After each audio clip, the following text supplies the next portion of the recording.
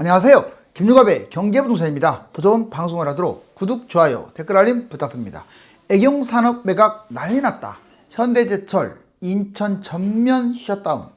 애경산업이 총부채 4조 원, 부채 비율 300%, 영업이익 52.9% 감소하며 매각될 처지입니다. 생활용품과 화장품 등 모태 사업을 접고 있는데 대한민국 대기업이 얼마나 힘든 상황인지 단적으로 보여주고 있습니다. 현대제철은 인천과 당진, 포항이 사실상 문을 닫은 상황인데 당진 PL, TCM과 아멘라인에서의 파업 철회를 기점으로 임단협의 협상이 재개할 가능성이 커졌다는 고무적인 소식입니다. 노조 파업은 스스로는 물론 기업과 국가를 위기에 빠뜨릴 수 있습니다. 부동산 상담은 010-2616-6276 제가 직접 묘스타임과 입지를 전해드립니다. 지금 바로 전화 주십시오. 애경산업 매각 난리 났다. 현대제철 인천 전면 셧다운. 이제 총파업. 제발 총파업은 그만. 여기 보실래요? 애경그룹 위기. 먼저 이거부터 짚고 넘어갈게요. 위기의 애경그룹 모태사업. 애경산업이 모태였어요. 애경그룹은. 근데 그걸 판답니다. 얼마나 큰 위기이기에. 자, 애경산업 매각, 애경그룹의 위기, 애경그룹의 혁신순으로 한번 이어가 볼까요? 먼저 AK홀딩스 애경자산관리 보유지분이 63%나 된데 이걸 매각합니다. 모태사업인 생활용품, 화장품, 골프장 이런 것들을 매각을 하고요. 그렇게 됨으로써 애경그룹은 애경산업 등 비주류 있죠. 비주력 산업 이것들을 모두 판다고 선언을 했죠. 물론 아직은 완벽하게 확정된 건 아니지만 거의 유력해요. 애경그룹 위기, 그룹 전반으로 이게 번질 수가 있어요. 어떤 특정 부분을 고치지 않으면 자꾸 몸이 온몸으로 이렇게 퍼져나가듯이 전염이 된다고요. 자, 여기 보시면 71주년 만에 최대 위기를 맞고 있어요. AK홀딩스 총부채가 4조예요. 부채 비율 300% 이상이고. 이번에 제주항공 무한사고 기억나시죠? 그때 영업이익 엄청나게 갉아먹었겠죠. 그러니 52.9%나 감소된 거죠. 지금도 문제입니다. 사람들이 타지를 않으려고 하죠. 애경그룹 혁신, 애경그룹에는요. 제주항공, 애경산업, 캐피칼, AK플라자 네 군데가 있습니다. 애경산업 매각가가 약 6천억 정도 돼요. 그 위기 상황에서 선제적 조치를 한다면 오히려 애경그룹이 위기를 기회로 만드는 상황이 될 수도 있어요. 그러니까 자, 지금 현재 애경산업 매각은 불확실하지만 그래도 주가가 18% 초강세를 띠고 있죠.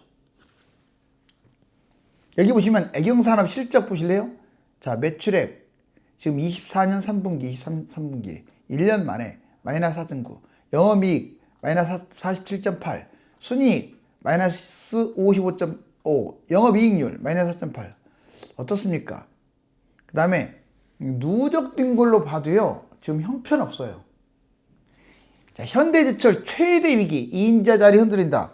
현대제철이요, 이제 파업이 확장되고 있고, 그러면서 지금 3위인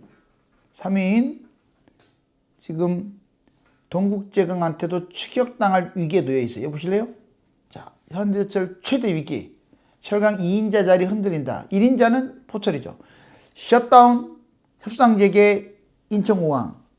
그래도 마음이 따뜻해지는 뉴스 내용도 있습니다. 먼저 셧다운부터. 포항, 인천, 당진 공장 일단 셧다운.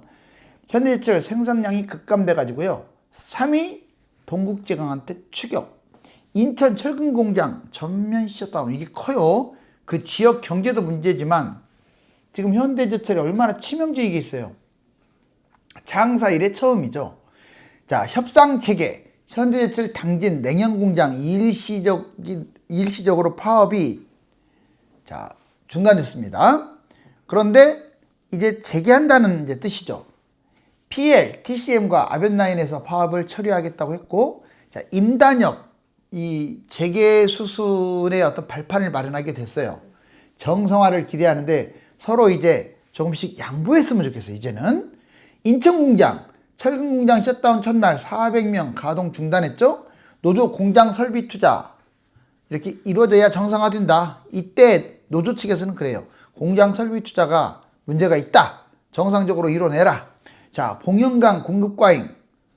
사측이 지금 강제 휴무를 한 거죠. 이 봉영강 공급 과잉 때문에 너무 지금 생산할수록 손해를 보니까 사측이 강제 휴무를 했는데, 이 기회에 노조 측은 공장 설비 투자도 제대로 하고 사고가 나지 않도록 하자. 자, 이제 로봇 산업화 1위. 우리나라가 세계 압도적 1위예요. 로봇 산업화가. 노동자와 로봇이 경쟁한다고 제가 했는데 이제 상생도 될 수가 있습니다. 이제는 로봇 시대입니다. 그냥 로봇이 아니에요. 자, AI. 자, AI를 장착한 로봇입니다. 한국 압도적 세계 1위. 로봇이 일자리 뺏는다더니 반전. 뭔 말이냐. 자, 로봇 AI부터 볼까요? 용접 검사도 사족 로봇이 척척척 해내요. 주로 자동차, 제철뿐만 아니라 대부분의 대기업의 산업들에 해당되죠. 로봇 AI 완전 자동화. 이렇게 되면요, 그동안에 나이가 먹으면서 월급이 많았던 고령 노동자들은 축소가 돼요. 그리고 오히려 거꾸로 기계를 잘 다루는 청년, 고숙련 근로자들한테는 엄청난 기회가 될 수 있어요. 로봇이 일자리를 꼭 빼앗아가는 게 아니라 로봇으로 인해서 나의 새로운 일자리가 창출되고 더 능력이 키워지는 거죠. 당연히 숙련이 안 되고 이제 그동안의 과거처럼 했던 일 또 하고 또 하고 했던 저숙련 노동자들은 타격을 봐요. 고령 노동자들하고. 해외 이전. 지금도 현대제철은 해외 이전을 이제 추진하고 있죠. 1단계에서 끝났으면 좋겠어요. 해외 공장 신설로 자동차 연계한다는 것은 뭐 그건 필연적인 거니까. 그런데 이제 계속 파업이 생기고 아니면 불상사가 계속 일어나게 되면 이런 일이 벌어져요. 2단계. 해외 공장과 국내 생산을 축소시킵니다. 해외는 확장하고 국내는 축소가 되겠죠. 마지막으로 3단계. 해외 시장에 전념하게 되죠. 즉 국내 공장은 완전히 문을 닫는다는 얘기예요. 이런 일이 있어서는 안 되겠죠. 2단계, 3단계는요. 물론 사측의 마음가짐도 있지만 노측의 상생, 얼마나 살고자 하는, 서로 돕고자 하는 마음이 있느냐, 이게 더 중요해요. 외국, 중국, 미국이 중국산 철강을 막아서 우리나라에 지금 쏟아지고 있는데 외국인 노동자도 지금 급증하고 있어요. 파업 노조 위기입니다. 외국인 노동자들하고는 또 별개로 움직일 수도 있으니까. 철강, 보호장벽, EU, 인도, 즉 우리나라가 세계적인 철강 강국이었는데 K철강이 이제 점점 부담이 되고 있어요. 이걸 이겨내려면 어쩔 수 없습니다. 기술의 선진화밖에 도리가 없어요. 자, 최근 노조 파업 한번 보실래요? 별표 한번 쳐볼게요. 현대, 기아차 파업. 뭐 떡하면 파업하죠. 임금 협상과 정치 문제. 여러분들 일본의 정말 도요타나 이런 기업들이 물론 미래 대비를 제대로 못한 약점이 지금 존재하고는 있지만 현재 가솔린 분야에서 세계 압도적 1위죠. 그리고 얼마나 많은 자동차 기업들이 있습니까, 일본에. 거기는 그게 잘 굴러가는 이유가 있어요. 파업이라는 게 없어요. 데모라는 게 없습니다. 뭔 말인지 아시겠어요? 자, 임금 협상과 정치 문제, 이거 정말 현대 기아차 파업할 때 신중히 좀 다뤄야 돼요. 포스코 파업, 포철 1선제 공장 셧다운, 한동안 그렇다가 다시 정상됐는데 아무튼 협상이 됐어도 찜찜해요. 왜? 너무 급여가 올라가거나 또는 사측이 자꾸 해외로 이전하려고 하는 그런 모습들을 보이니까. 현대제철 파업, 성과급 현기차 수준으로 해달라. 이것도 무리예요, 사실상. 요구할 것과 요구하지 말아야 할 것들을 구분했으면 좋겠고, 홈플러스 파업, 구조조정 반대. 구조조정을 반대하면 안 됩니다. 아무리 뼈를 저거 하더라도 정말 뼈를 깎는, 구조조정 없으면 다 망하는데 그걸 해야죠. 반절이라도 해야죠. 기업이 살아야 나라가 살고, 나라가 살아야 개인들도 있는 건데. 삼성전자 파업, 전삼로 출범해가지고 지금 이제 삼성전자, 솔직히 제가 걱정되는 것은 삼성전자 초격차에서 밀릴 것 같진 않아요. 근데 이 전삼로 출범해서 노조들이 좀 걱정돼요. 워낙 강성들이 많다 보니까 우리나라가. SK 노조 파업 1450% 성과급으로도 부족하다고. 물론 성과에 따라 달라지겠지만 그러면 자, 적자가 나면 월급 깎겠습니까? 아니잖아요. 잘 나갔을 때만 자꾸 뭔가를 요구하면 안 돼요. 잘 나갔을 때도 못 나갔을 때 대비하는 예비비가 필요한 거예요. 한국과 미국의 노조의 차이점, 이거 진짜 중요해요. 자, 한국 해고 시스템 보실래요? 한국은 정리해고, 경영상 이후 해고. 이게 아예 그냥 불가능해요. 해고했다면 파업해버리는데 이런 나라가 어디 있어요, 세계에서. 해고를 하려면 긴급한 경영상 필요가 있어야 하며 해고를 피하기 위한 노력, 즉 희망퇴직, 감봉을 했다는 증거도 필요해요. 이제는 주객이 전도됐습니다. 여러분들이 거꾸로 노조라고 생각하지 말고 여러분들이 사용자라고 생각을 해보세요. 이런 환경에서 일하고 싶겠어요? 자, 노조가 강하게 반발하면 해고 과정이 길어지고 법적 분쟁도 커져요. 저는 노조법부터 다시 재정립해야 한다고 봐요. 자, 미국 한번 보세요. 깜짝 놀랄 거예요. 미국의 해고 시스템. 미국은 고용 자유 원칙이 지금 통용되는 나라예요. 자유 원칙이라고 했잖아요. 특별한 사유 없이도 얼마든지 기업이 근로자를 해고할 수가 있어요. 노조가 없는 직장은 해고가 그냥 식은 죽 먹기예요. 있어도 쉬워요. 하지만 이런 경우 인종차별, 성별, 장애 이 경우를 제외한 웬만한 것들 해고는 다 합법입니다. 왜? 사용자가 사장이니까. 우리나라는 그게 아니에요. 누가 하나 해고하려면 자기가 사장인 것처럼 똘똘 뭉쳐가지고 아예 으쌰으쌰 해버리니까 그럼 나라 망한단 말이에요. 나라가 망하기 전에 그 회사부터 먼저 망하겠죠. 자, 지금 미국의 해고 시스템을 그대로 좀 따라갔으면 좋겠어요. 우리나라도. 노조 생존하려면 구조조 정도 해야 돼요. 아까 말씀드렸듯이 노조가 해야 할 역할은요. 기술 교육이에요. 조합원들에게 새로운 기술. 아까 AI 로봇과 관련된 상생이 있죠. 인공지능 로봇. 외국인 코보 시스템이라고 해요. 그거보다. 로봇을 사용하는. 로봇과 사람이 상생하는. 이게 진짜 중요해요. 어떻게 로봇 혼자 못합니다. 구조조정. 미래 기술 터득 못하면 퇴사하는 거예요. 자, 이런 코보 시스템이 제대로 작동하면 다른 나라에 수출도 할 수 있고요. 스카우트도 할 수 있고요. 얼마든지 우리나라, 자, 여러분들 다른 나라에 스카우트 해가지고 얼마든지 수억, 수십억 벌 수도 있습니다. 우리 노조들도. 사회 책임, 세계 기업 전쟁에서 사측, 정부 정책 추진. 그렇죠. 사측하고 정부, 노조가 힘을 합해서 이 사회 책임을 가져야 돼요. 노조의 목표가 노동자들의 생존권 보장 이것이 돼서는 안 된다고요. 이제는. 그건 옛날 구닥다리 방식이잖아요. 그럼 누가 보호하느냐? 어차피 국가가 무너지면 다 죽어요. 노조 보호를 1순위로 하지 마시고 기업이 활성화되는데 1순위로 하세요. 그래야 국가도 살아나니까. 조합원 권익보호 이전에 국가 기업을 생각하라. 사회적 약자 중심으로만 노조가 좀 활성화됐으면 좋겠고 구조조정, 해외 이전, 로봇 대처, 외국인 경쟁력 이런 부분들에 대해서 끊임없이 소통을 해야 돼요. 파업을 위한 파업은 손해배상, 아예 손해배상을 때려버려야 하고요. 낙제 평가를 내려야 하고 이 평가 시스템도 평준화되면 안 됩니다. 지속적 구조조정, 젊은 세대 대거 수용해야 돼요. 지금처럼 젊은 세대가 들어오지 않으면 그 나라와 그 기업은 희망이 없어요. 대기업 미국 이전 현황. 지금 미국 가는 현대차, 제철 이것만 갑니까? 자, 조지아주에 지금 기아 공장, 현대차 공장, 메타 플랜트 확대. 전기차도 그렇고. 테네시스주. 자, LG전자 두 번째 등대 공장, 그리고 LG전자 공장, LG화학 공장, LG에너지 솔루션. GM하고 합작했죠. SK온 공장 있고. 기타 지역들. 루이지애나주 보면은 현대제철. 이번에 거의 뭐 이렇게 하죠. 이제 옮겨간다고 했으니까. 텍사스주. 삼성전자. 엘리베이마는 현대차.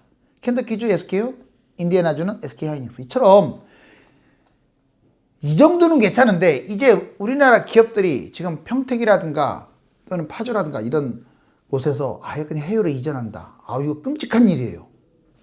끔찍한 일입니다. 동탄 신도시, 평택 신도시들은 어쩌라고. 우리나라 또 어쩌라고. 자, 이제 오래간만에 부동산 얘기를 한번 꺼내볼게요. 아파트 극단적 양극화입니다. 이거 진짜 중요해요. 통화리 안 가고 집값 추이 보실래요?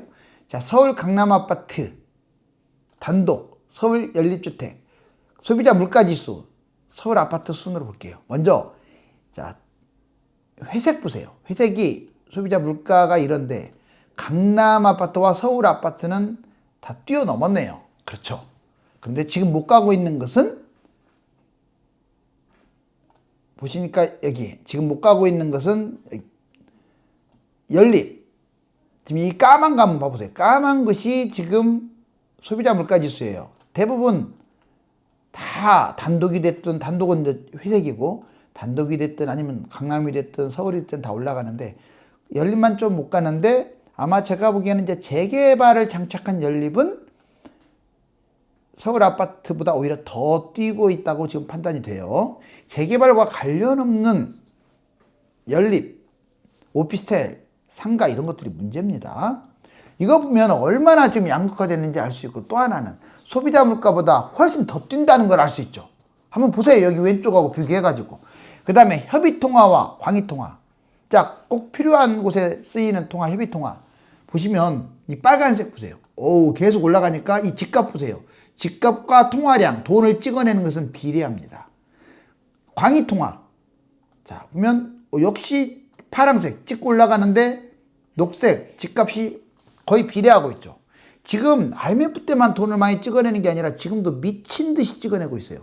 제가 여러분들한테 하고 싶은 얘기는 결국 이거예요. 무주택으로 살지 말라는 거예요. 이렇게 돈을 찍어내니까 자꾸 집값 거품이 많다, 집값 폭락한다 여기에 빠져버리면 지금 돈 찍어내는 거 보세요. 돈 가치가 자 내가 10억, 내가 1억 있다, 1억이.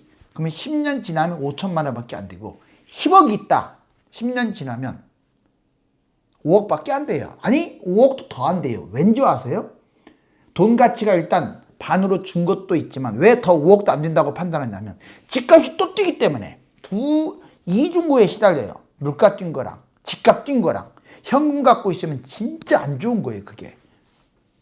여기 보시면 재개발과 이제 관련돼서 지방은 내가 2억짜리 재개발 뭐 빌라가 있어. 그러면 예상 추가 분담이 3억이라고 하면 한 5억 정도 돼요. 합쳐갖고.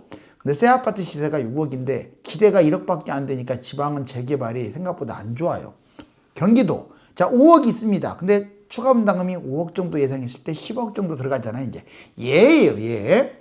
그러면 새 아파트 시세가 한 14억 정도 되잖아요. 그러니까 4억에 대한 기대감. 이게 단번에 4억에 대한 1억에 대한이 아니라 최소 5년 이상을 봤을 때 5년에서 10년 사이에요. 별로 못 먹는 거예요. 서울 보실래요? 자, 7억이 있다. 추가 분담금을 더 높게 잡자고요. 14억이다. 좋아요. 합쳐서 14억인데 주변 시세가 20억이에요. 얘는 자, 5년에서 10년 사이에 6억. 어떻습니까? 돈이 큰 만큼 처음 돈 크기보다 훨씬 더 많이 벌어주죠. 그런데 제일 놀라운 사실 네 번째가 별표예요. 강남이 10억짜리 뭐 빌라가 있다. 자, 뭐 10억도 안 가요. 보통 뭐 싼 것들은 5억, 3룸도 8억 이래요. 추진 진행 빠르지 않는다면. 자, 그리고 예상 추가 분담금을 10억으로 잡아요. 그냥 20억이라고 쳐요. 10억 없어도 상관은 없어요. 왜? 도중에 팔면 되니까. 그러면 자, 20억 정도 들어갔네요. 그런데 새 아파트 시세가 35억에서 45억이에요. 지금 기준으로요. 15억에서 25억이나 벌어요. 얘들 지금 서울을 압도하네요. 그죠? 그래서 여러분들 속도가 늦더라도 무조건 재개발은 1번 타자로 강남 서초, 용산 이렇게 접근해야 돼요. 자, 이제 애경의 문제점 한번 현경으로 들여다보겠습니다. 대기업이 구조조정을 단행하고 있다는 것은 세계 경제 상황과 국내 기업 활동이 심각하다는 반증입니다. 노사가 똘똘 뭉쳐 대한민국을 이끌어야 합니다. 감사합니다.